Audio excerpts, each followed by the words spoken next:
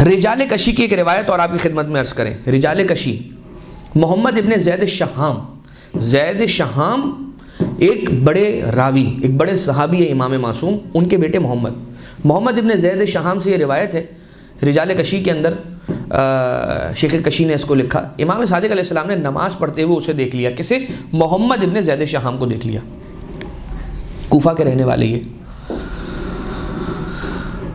کہا کہ امام گھر تشریف لے گئے، مدینہ میں تھے، یہ کوفہ سے آئے ہوئے تھے، اور مدینہ میں مسجد نبوی کے اندر نماز پڑھتے ہوئے دیکھ لیا ان کو، مسافر ہیں، نماز پڑھتے ہوئے دیکھا. امام گھر گئے، غلام کو بھیجا، غلام کو بھیج کے محمد ابن زید شہام کو اپنے گھر بلایا اور میں امام کی خدمت میں پہنچا. امام نے پوچھا کہاں سے آئے ہو؟ کہا مولا میں آپ کے موالیوں کی کوئی اور جگہ رہ گئی ہے کہ جہاں آپ مولا پوچھ رہے ہیں کہ اب سارے آپ کے دشمن ہو گئے، صرف ایک ہی جگہ تو رہ گئی ہے جہاں پر آپ کے موالی اور آپ سے موالات اور محبت مودت رکھنے والے باقی رہ گئے ہیں، یعنی کہ کوفہ. مولا نے کہا پھر بھی بتا کہ تو کہاں سے آیا ہے. میں نے کہہ دیا کہ میں کوفہ سے آیا ہوں. امام علیہ السلام نے پوچھا کہ کوفہ میں کسی کو جانتے ہو؟ کہا میں بشیر کو جانتا ہوں، بشیر سے آگاہ ہوں. امام نے پلٹ کر پہلا سوال یہ پوچھا تجھ سے کیسا سلوک رکھتا ہے وہ؟ کون ہے یہ؟ امام نے جس کو پکار کے بلایا ہے اپنے گھر، یہ کون ہے؟ امام کا حقیقی چاہنے والا، مولا سے مودت رکھنے والا، جبھی پیغام بھجوا کے بلایا گھر، مہمان بنایا. اور اس کے بعد یہ کہا کہ تم کہاں سے آئے ہو؟ کوفہ سے آئے ہو. کوفہ میں کسی کو جانتے ہو؟ بشیر کو جانتے ہو. بشیر کا تمہارے ساتھ کیسے تعلقات ہیں؟ بشیر تمہارے ساتھ کیا سلوک رکھتا ہے؟ اچھا رہتا ہے یا نہیں رہتا ہے؟ کہا مولا نہیں. امام نے فرمایا بہترین شخص تو وہ ہے جو صلہ رحمی کرے اور دوسروں کو فائدہ پہنچائے. امام فرماتے میں نے کوئی رات ایسی نہیں گزاری جس میں کسی کی حاجت روائی نہ کر لی ہو، یعنی میں کسی رات بغیر کسی کی حاجت روائی، یعنی اس دن میں کسی کی حاجت روائی کیے بنا میں اس رات نہیں سویا ہوں. تیرے پاس کتنی رقم ہے؟ کہ مولا میں غریب آدمی ہوں، صرف 200 درہم لے کر آیا ہوں، میرے پاس 200 درہم ہے. امام علیہ السلام نے مجھے دیکھا اور کہا کہ وہ درہم ذرا مجھے دکھانا. کہا میں نے سارے کے سارے درہم کھول کے امام کے خدمت میں رکھ دیے. امام علیہ السلام نے اس میں 30 درہم اور 2 دینار، 30 درہم اور 2 دینار، یعنی کچھ درہم مل کر ایک دینار مل کر ایک درہم بنتا ہے، تو 30 درہم اور 2 دینار اس میں مولا نے ایڈ کیے، اضافہ کیے، اور رات میں مجھے کھانے کی دعوت دی، مجھے بلایا. میں اس رات مولا کی خدمت میں حاضر ہوا، دعوت ہو گئی، میرا سفر ختم ہوا، میں واپس کوفہ چلا گیا. اگلا سال آیا، میں پھر مدینے آیا. اب یقیناً یہ حج کے ایام میں آئے ہوں گے اور اس کے بعد جو ہے یہ مدینہ تشریف لائے ہوں گے زیارت کے لیے. امام علیہ السلام نے دیکھ لیا ہوگا اور بلا لیا. اگلے سال کا مطلب یہ کہ پھر حج کا سیزن آیا اور یہ حج کر کے مدینہ آئے اور امام کی خدمت میں نہیں آئے. تو امام علیہ السلام نے پھر ان کو اس کے بعد والے سال جب آئے تو پیغام بھجوایا کہ بھائی غلام کو بھجوا کے کہا کہ بلا کر لے کر آؤ، بلا کر لے کر آؤ. جب بلا کر لے کر آئے اور وہ پہنچے دوبارہ سے امام علیہ السلام کی خدمت میں، تو مجھ سے مولا نے پوچھا کہ تم نے ہم پر زیادتی کیوں کی، ہم پر ظلم کیوں کیا، تم نے آئے کیوں نہیں ہم سے ملنے کے لیے؟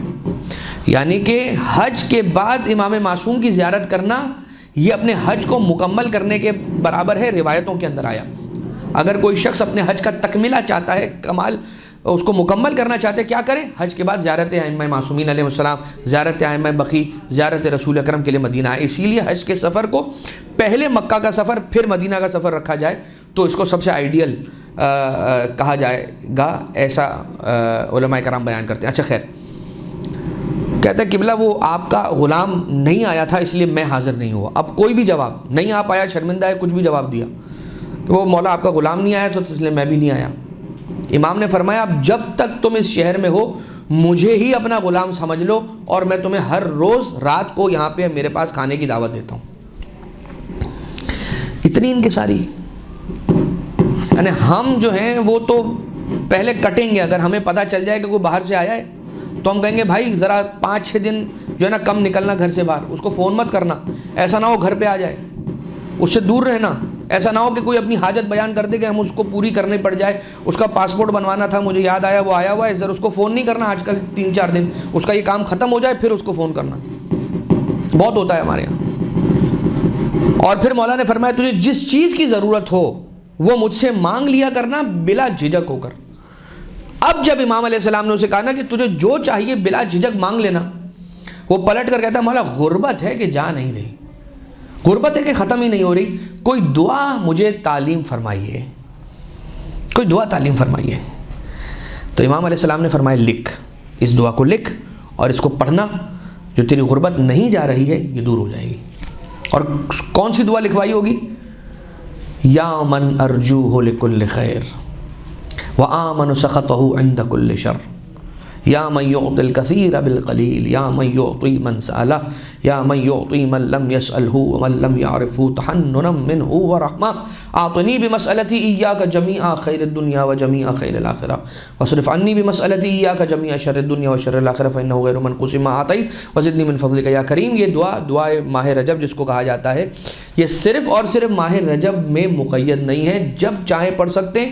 خاص طور سے اگر کوئی شخص خدا نہ خواستہ ایسی مفلسی اور فقر میں اور ایسی غربت میں مبتلا ہے کہ جو کئی سالوں سے اس کے دامن گیر ہے اور لپٹی ہوئی ہے اور نہیں جا رہی ہے، اس دعا کو بڑھے چھٹے امام علیہ السلام نے محمد ابن زید شہام کو تعلیم فرمائی یہ دعا، اور ہمارے لیے بھی امام کا یہ ایک انمول تحفہ ہے۔ یا من ارجوہ لکل خیر کو اپنی زبانیں اپنے ورد زبان رکھے، پروردگار عالم اس کی غربت کو دور کرے گا۔ اللہم صل علی محمد وآل محمد۔ بسم اللہ الرحمن الرحیم۔ یا من ارجو لکل خیر وآمن سخطہ عند كل شر، يا من يعطي الكثير بالقليل،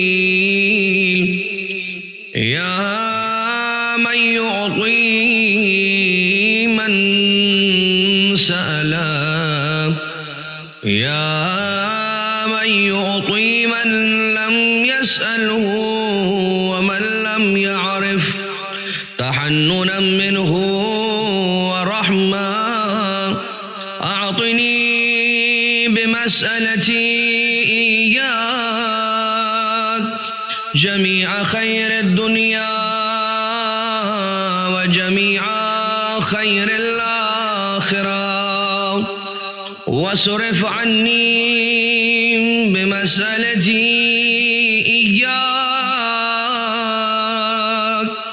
جميع شر الدنيا وشر الآخرة فإنه غير منقوص ما أعطيت وزدني من فضلك يا كريم يا ذا الجلال والإكرام يا ذا النعماء والجود يا ذا المن والطول حرم شيبتي على النار برحمتك يا